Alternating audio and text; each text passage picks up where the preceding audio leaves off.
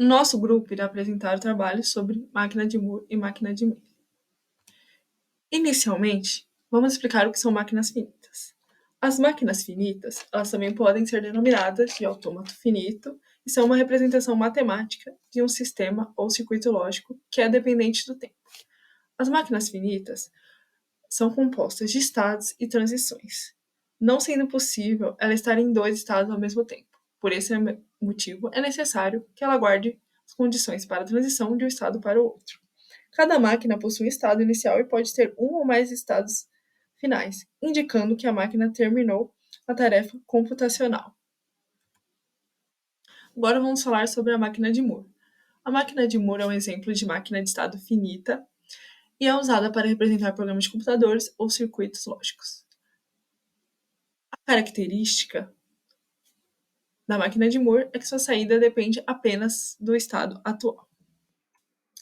Aqui temos um modelo da máquina de Moore. Podemos observar um circuito sequencial, que é composto por circuitos combinacionais e elementos de memória. Podemos observar o circuito combinacional ligado à entrada e o circuito combinacional ligado à saída. Temos o elemento de memória, que são circuitos capazes de armazenar informação codificada em binário. O elemento de memória é o flip-flop, que é um circuito digital que possui duas entradas e duas saídas e é capaz de armazenar um bit de informação. E como que funciona essa máquina de Moore? A informação armazenada nos elementos de memória determina o estado em que se encontra o circuito sequencial. Ou seja, o circuito sequencial ele recebe a informação binária da entrada. Depois temos a informação do estado atual, localizado na memória, que determina, assim, os valores da saída. E assim temos a máquina de Moore. Aqui temos uma representação gráfica, onde o círculo representa o estado, e ele é cortado ao meio, e a saída é especificada na parte inferior. As transições aqui são representadas pelas arestas, somente a entrada E é especificada, pois nesse caso, na máquina de Moore, a saída não depende da entrada, e sim somente do estado atual. Agora, vamos falar sobre a máquina de Meyle.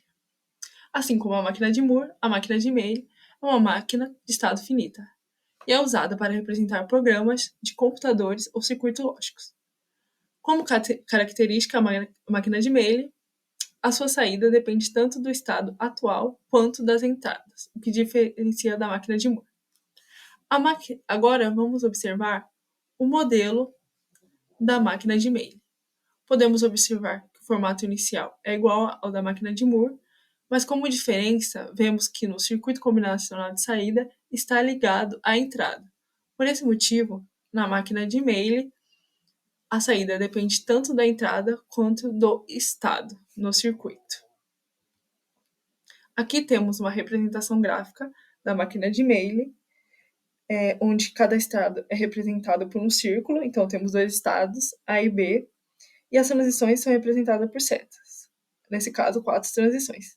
Nas transições são especificadas que entradas levam à tomada daquela transição.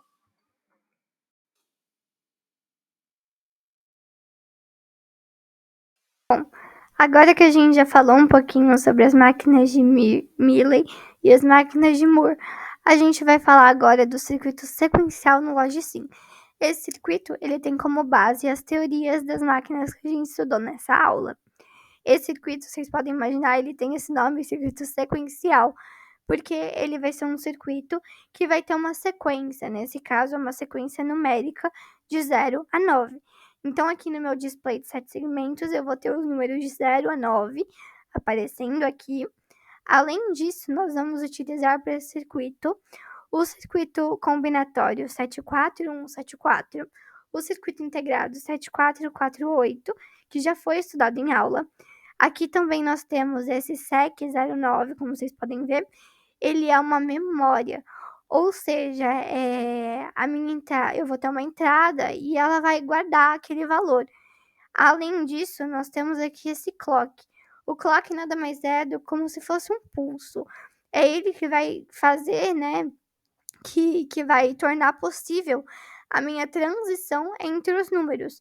Ou seja, o clock aqui vocês estão vendo, ele tá funcionando, então os meus números estão mudando aqui de 0 a 9.